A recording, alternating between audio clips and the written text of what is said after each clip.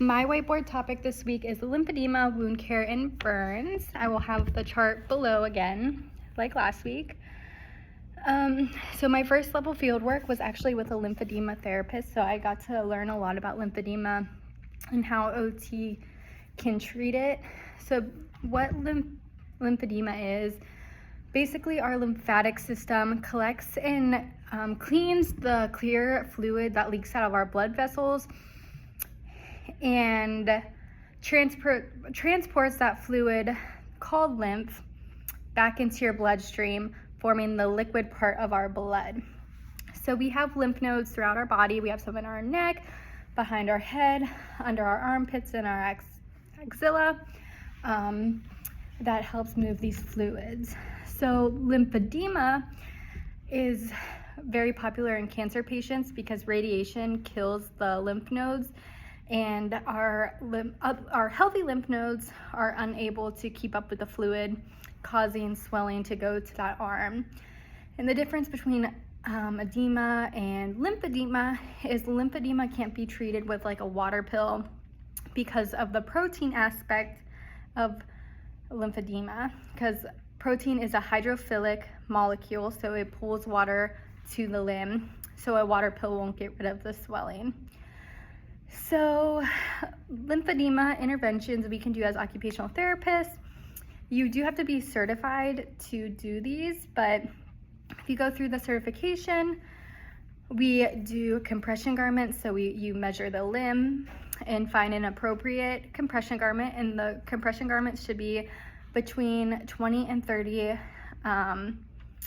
of milligrams of mercury, because that is a medical grade compression. So like a TED hoe really won't work for a leg if it's not 20 or 30 milligrams of mercury of that compression.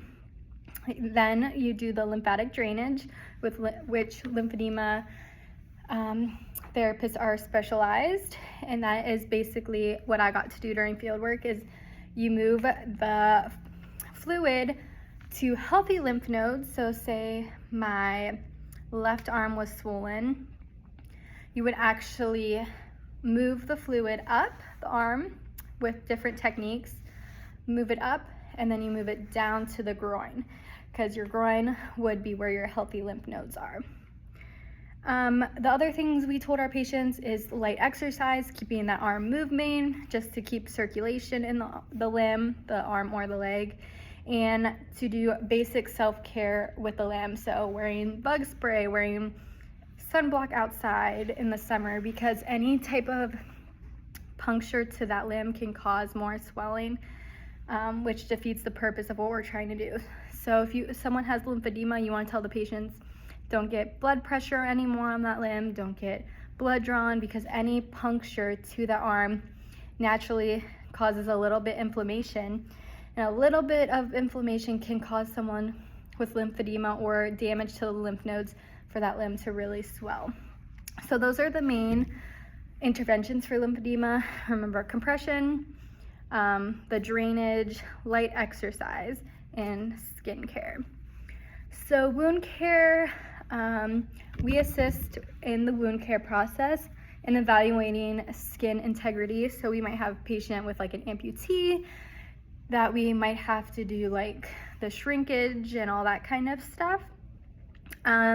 With wound care, we might have to teach different clothing management techniques. If they have a really big bandage on a limb, we might have to show them an adaptive way to be able to dress themselves. Social participation, when someone has a big wound, maybe from like a car crash or something, they might get insecure, and we have to get them back into that kind of engaging with people and getting their self-esteem back up. And positioning is important, making sure that the wound is in a correct position for healing and it is bandaged correctly so it doesn't get infected and cause like sepsis to our patients. The last one is burns. So with burns, there are 4 different degrees of burns. First degree, which only affects like the outer layer of the skin, the epidermis. The second degree burn affects the first 2 layers, so the epidermis and dermis layer of the skin. Third degree is the 3 layers of the skin. So the epidermis, dermis, and hypodermis. And then a 4th degree burn affects the skin, the muscles, and it can really go down to the bone in some of our patients. So 1st degree burn, I think of like burning your finger on like a hair straightener or a curling iron.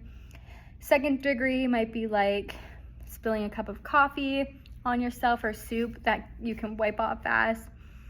3rd degree, I kind of think of like a kitchen accident maybe. And 4th, I think of like a house fire or a very traumatic kind of event that could cause that burn. And you can get 4th degree burns from other things as well, like spilled stuff. But it's most likely that a 4th degree burn is caused from like a traumatic event, and it really goes down all the layers of the skin to the muscle or to the bone. So interventions with burns, again, positioning, making sure they have correct like splints on their arm if it affects their arm, because if they burnt their arm, they would be in flexion most likely, because the burn would pull it down if it was on the volar side of the arm, and we would want a wrist splint to kind of put them into extension to give them a proper positioning to help with healing and range of motion. Again, emotional support. When someone has like a 4th degree burn, their self-esteem might go down. They might not like how they look, obviously.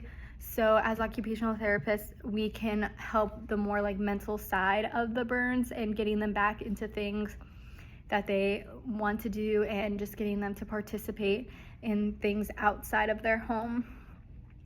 Desensitize. Once the burn is healed, the burn is going to be very painful, and we might have to get them back to being able to tolerate different touches. So having them put like fuzzy socks on their hand and just rubbing it, using their hand and just rubbing the area, just to get that skin familiar with the different textures to help desensitize it and help decrease pain that they might be having.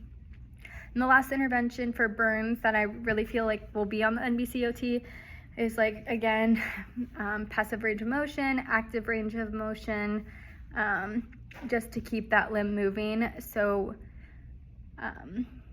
because the burn will cause the skin to shrink, they might have to do like skin grafts. For like 4th degree burns, they'll have to take skin from another area of the body for the skin graft. So those are just important things. So with NBCOT for burns, I really think that we'll see a lot on positioning. I've seen a lot of questions about like proper splints to do for burns.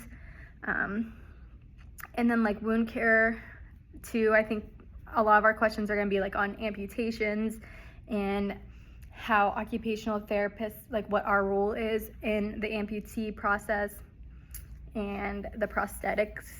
In lymphedema, I've seen questions on practice tests about like the drainage. So remember, just the 4 steps is pretty much what you need to know for lymphedema on the NBCOT. Is we use compression, we use light exercises to keep the circulation moving in the limb, self-care, and yeah. So thank you for watching my whiteboard discussion this week, and I will put this down in the comments. Bye.